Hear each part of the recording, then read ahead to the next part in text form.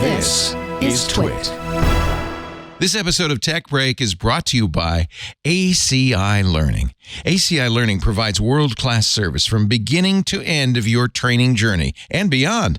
Fortify your expertise with access to self-paced IT training videos, interactive practice labs, and certification practice tests.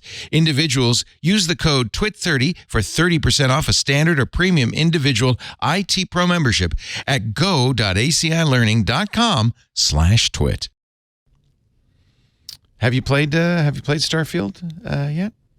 No, I noticed there were no Nazis or zombies, and no zombies. Aliens, mostly space pirates. A lot of space pirates. Ridiculous number of space pirates.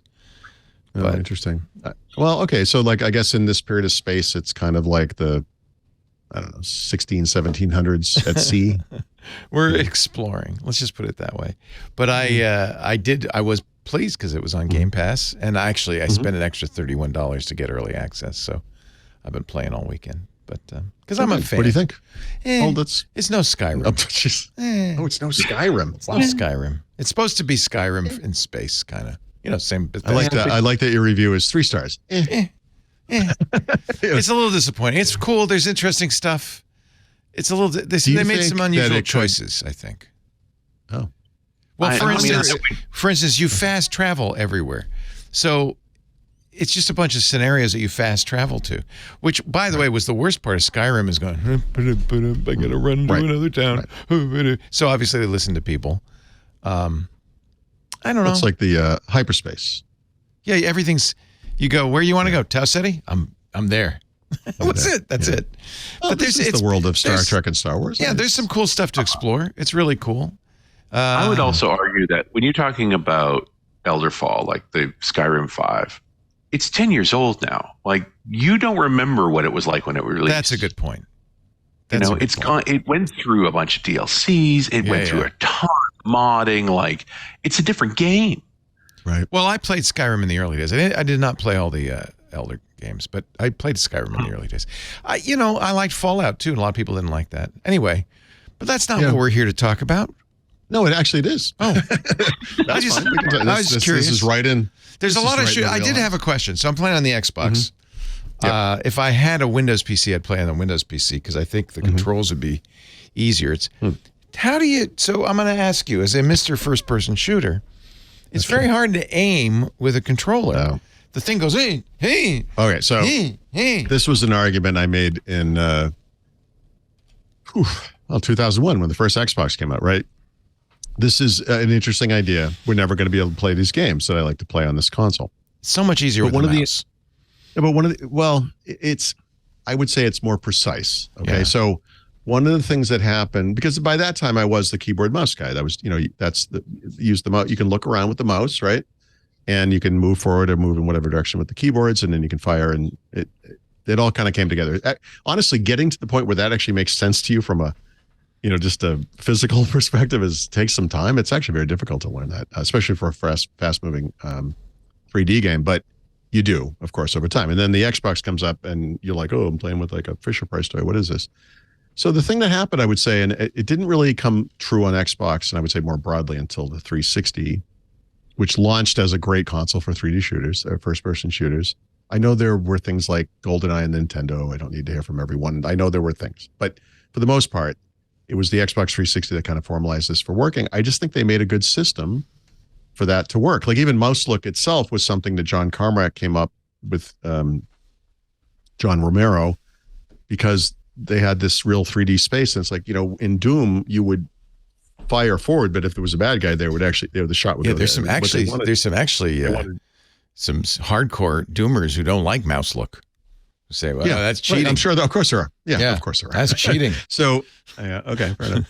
It wasn't there in day one. I mean, it's fair enough. So there was something that arrived with Quake. I think it was the initial version of Quake was the first game to have mouselook, I believe.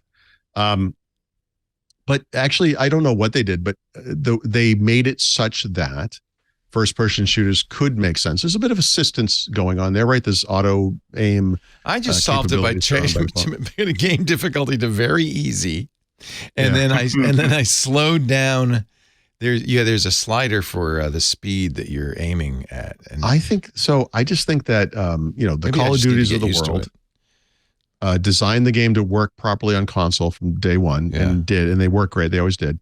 And by the way, I think I talked about this sometime in the past month. There's a further simplification to be had that a controller user would scoff at, just as a keyboard mouse user would scoff at a controller, which is I played Call of Duty Mobile, remember I said.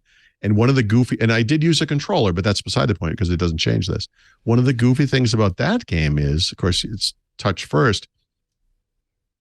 If you face a bad guy, you just shoot him. You don't have to press anything. Oh, it just does it for you. I like that. And that's very off-putting. If you're used to, you know what I mean? I wanted to talk to him first. Yeah, no, I mean, it's so, but you, as the control system gets simpler is what and you're simpler, saying. You just go. Well, there is aiming. Oh, okay. You have to, as long as you're pointed at him. You pointed at him. You're not always firing. You're not sitting there like, serious Sam spewing bullets everywhere. Right. But if you are moving in a circle and you do face a bad guy, your gun will start shooting. Boom. Yeah. So it's just a way to overcome. Shoot to kill. Yeah, it's a further simplification. So honestly, in games like Call of Duty, which I did play straight through from 2005 until this year, controller works great. It works great. The complication occurs when, I think it was this past year, actually, I think it was this most recent game, Activision for the first time supported cross-platform multiplayer, not just console to console, where we're on an even playing field, right? But also console to PC. So you're in games. Always tough. Yeah. Now those guys, I believe the way they do the matchmaking is that the PC player is supposed to be on a controller, because otherwise we could never keep up with these guys. Right. They're aiming in a precise way that we just don't. It's impossible. They're using the mouse. Yeah. I don't know. Every PC player is expected to run into a wall first before they stand point. That's how I play. I can't stand up and demonstrate this, but I had a friend back in the 90s who it was like, I'm the Doom guy, and he would like walk into a wall, and then he would make it through the door. And that was because with the keyboard, it was very rough. That was kind of how you would kind of aim for the door, but you would hit the wall next to the door. Yeah. Right. Yeah. Which I always thought was pretty funny. So maybe you played it so long, you're probably also used to it. Like you can move the cursor, the sight, gun sight slowly and. Well, okay. Actually, in your defense, Leo, I was talking to Brad about this, and Brad's been playing. He plays not Fortnite. He plays Warzone now, but he's played all the Call of Duty games and all that stuff. And he actually said the Achilles heel to this game is the when you have to fight someone with a gun. Like it's something wrong. Like it seems not to work. I haven't played it, so I can't. But so you might be just right. It may not just work well. Okay. I mean, it's fun to explore. It's fine. I'll play it for a while. I like it.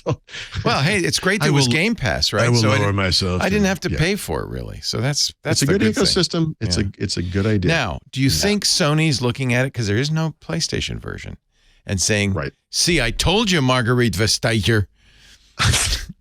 So we'll see how big of a deal it is. I feel like Starfield entered in a place where they couldn't win, meaning it was never going to be good enough to live up to the hype, right? Yeah. Right.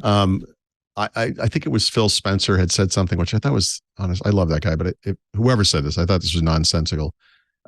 This will be the least buggy game that this studio has ever published. And you're like, dude, stop. It's just screaming out to the gods of vengeance and irony. Hubris. Yeah, exactly. It is pretty stable. I haven't had any issues. I haven't seen any big showstoppers. Well, we talk a lot because you and I witnessed this live together, but the horrible late stage reveal of Halo Infinite, and then they delayed it for a year, and that thing still came out horrible shape, lots of missing features. To this day is not quite where it probably should have been 2 years ago or whatever, but is getting there. I think the goal for what are we calling this game? Starfield. Starfield, sorry.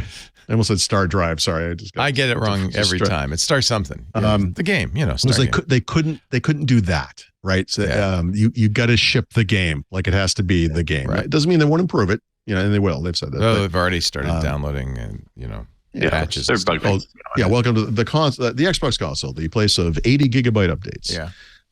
So enjoy that part. I want you to play it a little bit just to tell me if I'm wrong or Brad's wrong about the shooting thing, because you're an adept first-person shooter guy. I mean, I have it on my radar to take it out for a spin by Christmas on the PC, but only on the PC. Only on the PC. It turns out you have to stay home for more than a week to actually bother. No, I really want to play it on the PC, and I think it would be great on the PC, but it's Linux compatible. Fine reason to buy a PC. Well, I have a PC. It doesn't work on Linux. You don't have a PC yet. I have a PC. I just don't have Windows. I'll try it. On Linux. I'll put it on a PC because that's where I'll have the storage, but I will use the controller. And okay. I can do that. Fair enough. Yep. I'm just curious. It's a fun, it's one of those. It's more fun than No Man's Sky, which I had high hopes for as well. A procedurally generated universe and all that. This has a lot. Boy, it's amazing how much content they put in games these days. I mean, it's filled with nooks and crannies. So that's good. And how much of that content is generative too, right? Oh, I don't. Well, I don't. Some of it is. Some of the drops are obviously, but the primary plots are not.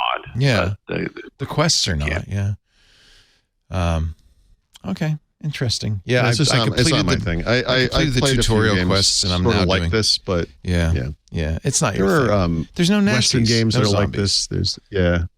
I liked Red Dead Redemption. Actually, I thought that was a good game. Yeah, there was a game before that. I think it was called Gun, which was kind of similar. It was like a Western thing, and there was a main quest, but you could go off on side quests, and it was up to you. How much of the game you wanted to experience. And I think I actually finished that one. But the bigger games, the GTA games, the Red Dead Redemptions, what was the someone mentioned it earlier, the scroll, what was it called, the kind of a Dungeons and Dragons kind of thing from a million years ago. It's not Skyrim, but something else rim, I don't know.